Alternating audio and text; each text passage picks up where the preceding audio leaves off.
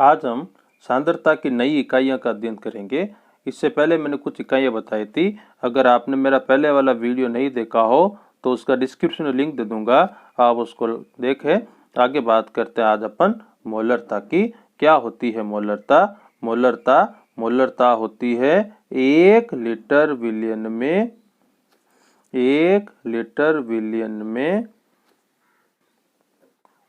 उपस्थित 1 लीटर विलियन में उपस्थित विलेय के ग्राम मोलों की संख्या।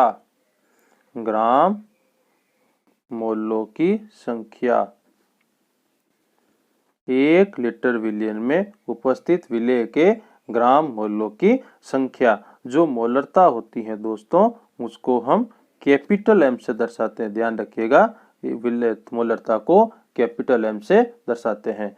तो अब देखिए 1 लीटर विलियन में उपस्थित, तो मोलरता का सूत्र होता है MB इंटू WB। 1 लीटर है तो 1000 बट्टे MB इंटू V, ये होता है मोलरता का फॉर्मूला। यहाँ पर देखिए दोस्तों, जहां जहां भी मैं WB लिखूं, इसका मतलब होता है विलेय का भार। विलेय और विलियन मैंने आपको बता दिया था अगले वाले वीडियो में, उसको आप देखिएगा। और MB होता है विलेय का अणुभार। विलेय का अणुभार। और V है, वो है विलियन का आयतन। विलियन का आयतन। तो ये होती है दोस्तों मोलरता। 1 लीटर विलियन में उपस्थित विलेय के ग्राम मोलों की संख्या क्या होती है दोस्तों? आपके मोलरता होती है। अब देखिए अपन एक सवाल करते हैं इसके ऊपर कि 500 ml NaOH विलियन में 0.5 ग्राम NaOH गुला है, तो इसकी मोलरता ज्ञात करो। अब देखिए दोस्तों, सबसे पहले अपने को क्या चाहिए? विलेय का भार चाहिए। यानी विलेय का भार क्या होता है? WB कितना दे दिया? 0.5 ग्राम। फिर उसके बाद क्या चाहिए? विलेय का अणुभार क्या होता है? MB। विलेय कौन है? NaOH। इसका कितना होता है? 40। कैसे होगा? NaO और H, इसका अणुभार कितना होता है? 23। इसका कितना होता है? 16। इसका कितना होता है? 1। तीनों को जोड़ दोगे तो आपके कितना आ जाएगा? 40। इस आता है विलियन का आयतन कितना दे रखा है? 500 ml। अब ये सूत्र में लगा दीजिए तो M आपके क्या निकल के आएगा? 0.5 इंटू 1000 बट्टा 40 इंटू 500, और आपके उत्तर आ जाएगा 0.025 M। ठीक है दोस्तों, तो ये होती है आपको मोलरता। आगे बात करते हैं अपन मोललता की। देखिए कंफ्यूज मत होइए, मोललता। ठीक है दोस्तों, मोललता की बात करते हैं। मोलरता जो होती है दोस्त, जैसे मोलरता को अपन कैपिटल M से दर्शा रहे थे, तो जो मोललता है, मोलरता को हम स्मॉल m से दर्शाएंगे। देख लीजिएगा, मोलरता को हम कैपिटल M लिख रहे थे, तो मोलरता को हम स्मॉल m लिखेंगे। आगे देखिए मोलरता क्या होती है? 1 किलोग्राम विलायक में घुली 1 किलोग्राम विलायक में घुली विलेय के मोलों की संख्या। विलेय के मोलों की संख्या। अब देखिए दोस्तों, इसके लिए सूत्र आएगा, इसको किससे दर्शाते हैं? स्मॉल m से। क्या होगा? WB यानी विलेय का भार, मैंने बता दिया आपको, इंटू 1000। ठीक है दोस्तों, अब इंटू MB यानी विलेय का अणुभार, इंटू, अब देखो इसमें आयतन पद नहीं है, 1 किलोग्राम विलायक है, तो क्या आएगा? यहाँ पर विलायक का भार आएगा, हम उसको लिखेंगे WA। बाकी मैंने आपको बता दिया WB क्या होता है, MB क्या होता है। यहाँ पर WA है वो हो जाएगा आपके विलायक का भार, विलायक का भार।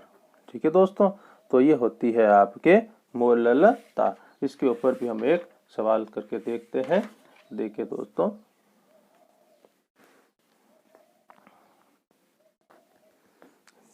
जीरो पॉइंट 85 ग्राम अमोनिया को 100 ग्राम जल में घोलने पर विलयन की M क्या होगी, यानी मोललता क्या होगी। तो क्या होगी दोस्तों, देखिए सूत्र लगाइए, M बराबर WB इंटू 1000 बटा MB इंटू WA। अब देखिए WB क्या होता है, विलय का भार कितना दे रखा है, 0.85 ग्राम। ठीक है दोस्तों, MB क्या होता है, विलय का अनुभार। विलय कौन है, अमोनिया है, NH3 है, तो NH3 का अनुभार कितना होता है, 17। ठीक है दोस्तों, आगे क्या दे रखा है, विलायक का भार तो कितना है, 100 ग्राम। बस ये यहाँ लगा दीजिए, क्या आएगा, WB 0.85 इंटू 1000 बट्टा 17 इंटू 100, और ये आपके निकल के आएगा 1/2 यानी 0.5। तो ये होती है मोललता। अब अपन एक बार तुलना कर लेते हैं दोस्तों। देखिए इधर ले लेते हैं अपन मोललता, और इधर हम लेते हैं मोलता। ठीक है दोस्तों, दोनों नाम में कंफ्यूज मत होइएगा, एक ही है। जो मोलरता होती है हम उसको कैपिटल M से दर्शा रहे थे, मोललता को हम स्मॉल m से दर्शा रहे थे। इसके लिए फॉर्मूला होता है WB इंटू 1000 बटा MB इंटू V, लेकिन इसका जो फॉर्मूला होता है वो होता है WB इंटू 1000 बटा MB इंटू WA, यानी विलायक का भार आएगा किलोग्राम में। अब आप दोनों में देखिए, इसमें जो है वो आयतन नहीं आता है, मोललता में आयतन का पद नहीं आता है। आपने चार्ल्स का नियम पढ़ा होगा, नहीं आता है। चार्ल्स का नियम पढ़ा होता है V प्रोपोर्शनल टू T, यानी कि आयतन ताप बढ़ने पर आयतन भी बढ़ता है, यानी आयतन का ताप पर प्रभाव पड़ता है, लेकिन इसमें आयतन का पद नहीं आता है। अतः मोललता पर ताप का प्रभाव नहीं पड़ता है, मोललता पर ताप का प्रभाव नहीं पड़ता है। तो जब कभी भी हम सांद्रता निकालेंगे तो हम अधिकांशतः मोललता में ही ज्ञात करेंगे, क्योंकि इसमें आयतन का पद नहीं आता है। आगे अगली अपन सांद्रता की इकाई लेते हैं, वो है नॉर्मलता, वो है नॉर्मलता। ठीक है दोस्तों, नॉर्मलता होती है, इसको हम कैपिटल N से दर्शाते हैं। बिल्कुल सरल है। 1 लीटर विलयन में उपस्थित विलय के, ध्यान रखिएगा यहाँ पर तुल्यांक आएंगे, ग्राम तुल्यांकों की संख्या। ठीक है दोस्तों, 1 लीटर विलयन में उपस्थित विलय के ग्राम तुल्यांकों की संख्या। जो नॉर्मलता होती है हम उसको कैपिटल M से दर्शाते हैं, और ये होती है WB इंटू 1000 बटा MB इंटू, यहाँ पर अब क्या आ जाएगा, E आएगा, यानी तुल्यांक भारों की संख्या आएगी। WB मैंने आपको बता दिया विलय के भार, MB विलय का अनुभार, और E इज इक्वल टू होता है विलय का तुल्यांकी भार, विलय का तुल्यांकी भार। और नॉर्मलता के आधार पर हम जो विलयन बनाते हैं वो बनाते हैं, एक बनाते हैं N/2, एक बनाते हैं हम N/10, और एक बनाते हैं अपन N/100। ये 3 विलयन बनाते हैं। जो N/2 विलयन बनता है उनको हम कहते हैं सेमी नॉर्मल विलयन, इसकी चर्चा हम आगे करेंगे, सेमी नॉर्मल। और N/10 बनता है वो होता है डेसी नॉर्मल, और जो N/100 बनता है उसको हम कहते हैं सेंटी नॉर्मल। याद रखिएगा। तो तुल्यांक की नॉर्मलता क्या होती है? 1 लीटर विलेन में उपस्थित विलेय के ग्राम तुल्यांकों की संख्या क्या कहलाती है? नॉर्मलता कहलाती है। ठीक है दोस्तों, आगे हम बात करते हैं मोल भिन्न की।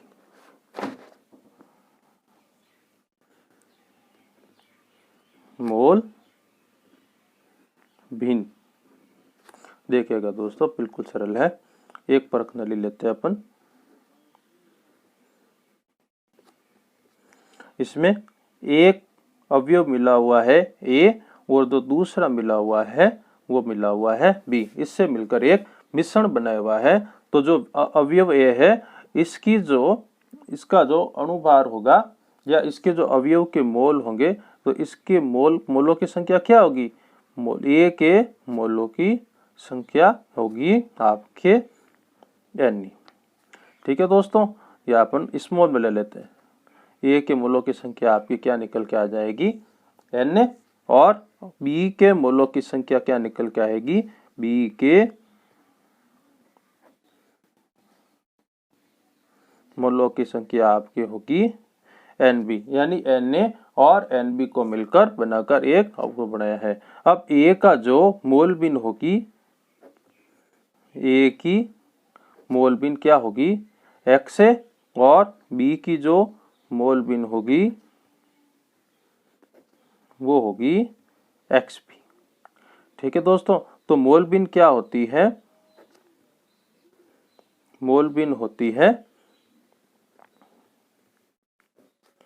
अवयव के मोल बट्टे कुल मोलों की संख्या। अवयव के मोल बट्टे कुल मोलों की संख्या। तो अब देखिए अवयव A की मोल भिन्न A है। अब देखिए अवयव A की मोल भिन्न को किससे दर्शाएंगे? XA से। अब अवयव के मोल कितने हैं इसके? Na बट्टा इसमें कौन कौन मिलकर है? Na और NB से मिलकर बना है, तो कुल मोल क्या हो गए? Na plus NB। समझ में आया दोस्तों? अब देखिए अवयव B की मोल भिन्न क्या होगी? B की मोल भिन्न होगी XB। अब अवयव के मोल, तो B में किसके अवयव है? B, और कुल मोल कितना है? Na plus NB। ठीक है दोस्तों, अब अपन क्या कहेंगे? जब हम दोनों की मोल भिन्न को जोड़ेंगे यानी XA प्लस XB को जोड़ेंगे तो इसका मान हमेशा 1 आएगा। जब दोनों अवयव की मोल भिन्नों को जोड़ते हैं तो इसका मान 1 आता है। कैसे? देखते हैं। XA का मान कितना था? Na बट्टा Na प्लस NB XA का मान था, प्लस XB का मान कितना था? NB Na plus NB। अब देखिए लसअप ले लेते हैं अपन। क्या आएगा? Na plus NB। तो यहाँ पर क्या निकल के आएगा? Na। यहाँ पर क्या निकल गया? NB। Na प्लस NB से चला गया, फिर क्या बच गया? 1। तो जब भी हम दो मोल भिन्नों को जोड़ेंगे तो उसका मान हमेशा कितना आएगा? 1 आएगा। ठीक है दोस्तों, आगे हम बात करते हैं मोल प्रतिशतता। मोल प्रतिशतता ये होती है दोस्तों मोल प्रतिशतता। सूत्र याद रखिएगा, प्रतिशत हमेशा 100 पर निकालते हैं। अवयव के मोल बट्टा मिश्रण के कुल मोलों की संख्या इंटू प्रतिशत हमेशा 100 पर निकालते हैं। तो ये होती है मोल प्रतिशतता। क्या होती है? अवयव के मोल बटे मिश्रण के कुल मोल इंटू 100। अब हम कुछ महत्वपूर्ण संबंध देखते हैं। जैसे पहला संबंध है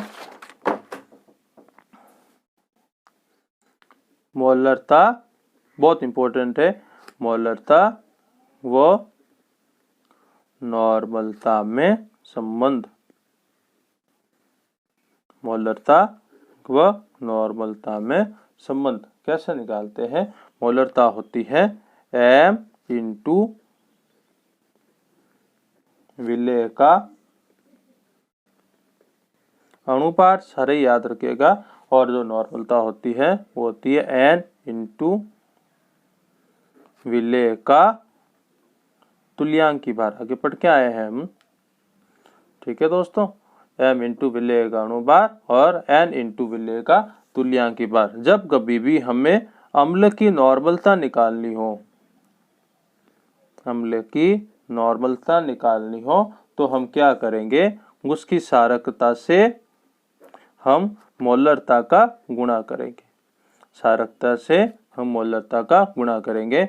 और यदि क्षार की नॉर्मलता निकालनी हो, क्षार की नॉर्मलता निकालनी हो तो हम अम्लता से उसकी मोलरता का गुणा करेंगे।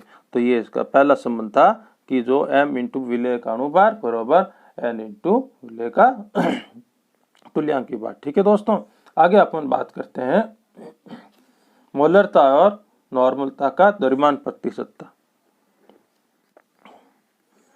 मोलरता व नॉर्मलता की द्रव्यमान प्रतिशतता। याद रखिएगा दोस्तों, जो मोलरता होती है, मोलरता m जो होती है वो होती है P इंटू D इंटू 10 बटा P into D into 10 into विलेय का अणुभार, विलेय का अणुभार। तो क्या होता है दोस्तों, तो यहाँ पर और जो नॉर्मलता होती है n, वो होती है P इंटू D इंटू 10 बटा विलेय का तुल्यांकी भार, विलेय का तुल्यांकी भार। और यहाँ पर जो D है, D बराबर होता है द्रव्यमान प्रतिशतता, वो आपको सवाल में दी गई होगी। तो ये दो सूत्र हो गए दोस्तों। आगे हम बात करते हैं, यदि 2 विलयन हो, यदि 2 विलयन हो तथा उनकी मोलरता M1 व M2 हो तथा आयतन उनका V1 व V2 हो, तो अगर इनको मिश्रण कर देंगे तो मोलरता होगी M बराबर M1 V1 plus M2 V2 बटे V1 प्लस V2। ठीक है दोस्तों, तो ये थी द्रव्यमान की इकाइयाँ। आगे हम बात करेंगे नॉर्मलता के संदर्भ में।